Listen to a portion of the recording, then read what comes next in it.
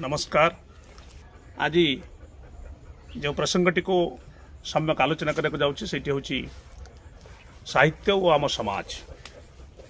साहित्य कहले साधारणतः बुझा पड़े जे जहाँ समाज हित उद्देश्य रे उद्दिष्ट होता है।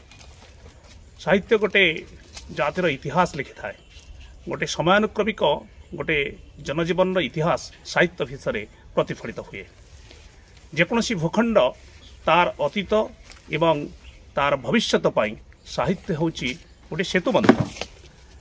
साहित्य रे से जातिर केवल किंवदंती परंपरा किंबा तार चालीचलन सभ्यता संस्कृति कथा कह जाई न थाए। जेकोसी भूखंडर साहित्य भितरे से जातिर जातीयता जीवन, से जातिर गौरवमय गाथा एवं से जातिर जो बरपुत्र माने जगत पाई त्याग तपस्या बलिदान देइसंती से कथा प्रतिफलित होइछि। भारतीय परिप्रेक्षी देखा गले भारतर साहित्य वेद उपनिषद पुराण मध्य दे आसीथिला प्रथमे, कारण से भितर ही भारतीय अस्मिता परिचय आसीथिला विश्व जनसमुदाय को। एठी तीनटी महान ग्रंथर जो सृष्टि होइछि सेठी होछि जे महाभारत, रामायण एवं श्रीमद् भगवत गीता। आज भी विश्व जनसमुदाय यही तीन ग्रंथ को विभिन्न भाषा अनुदित होला परे जेभली भाव में आदर ग्रहण कर से भितर आकर्षित होती भारतीय भूखंड प्रति। ताहा आम भारतर समस्त कोटि कोटि जनसाधारण एक गौरवर विषय। साहित्य रे प्रादेशिक स्तर देखा गले जदि आम प्रदेश परिप्रेक्षी देखा आम प्रदेश ओडिशा, यही ओडिशा प्रदेशर साहित्य एते समुन्नत।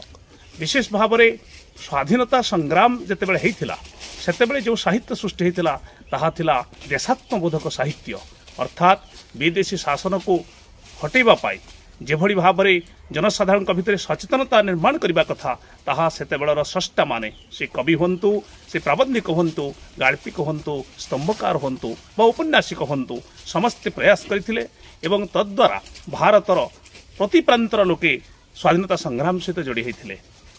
ओडिशा रे जदि देखा जा जो कथाटी व्यासकवि फकीर मोहन सेनापति तांकर कालजयी सृष्टि रे समस्त आह्वान देते से हूँ गोटे जातिर उन्नति विधान रे केवल पुरुषटी उच्च शिक्षित हो गले चलिब नाही। से चाहिए जे एकाधार रे नारीटीए मध्य सम परिमाण रे उच्च शिक्षित हेब एवं समाजर शासनतंत्र रे समाज व्यवस्था रे तार निरंतर योगदान रखिब।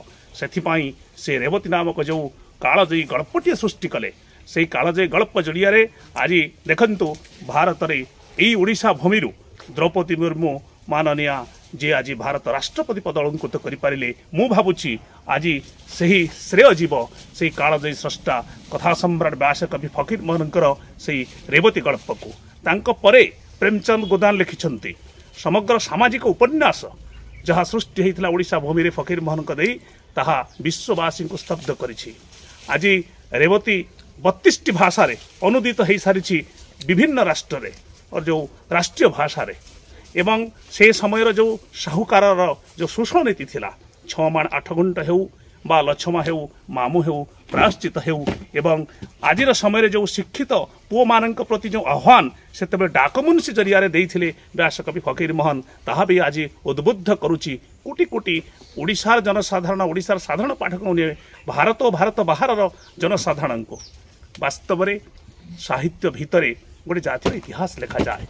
आमे ओडिशार इतिहास जितेबाला पढ़ती सेतेबेले आमको जेकोसी गोटे कालजयी उपन्यास भितर को प्रवेश करिगले आमे से समय चित्र जानी पारंती। माटी मटाळ गोपीनाथ महांतींकर जदि आमे अध्ययन करिबा से समय जो अविभक्त कोरापुट जिल्लार जो जनजीवन आदिवासी जनसमाजार जो अंतरीण समस्या ताकू से जेभली भाव में फुटई दीर्घ 1000 पृष्ठ संबलित माटीमटा उपन्यास रे ताहा भी आज यथेष्ट प्रासंगिक बहन करुछि।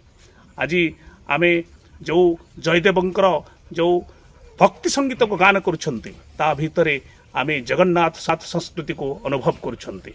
जो समय ओडिशा रे जो स्रष्टा माने जहाँ भी रचना करिछंती ता भितरे आमर महाप्रभु श्री जगन्नाथ को केबे छाड़ी नाहंती।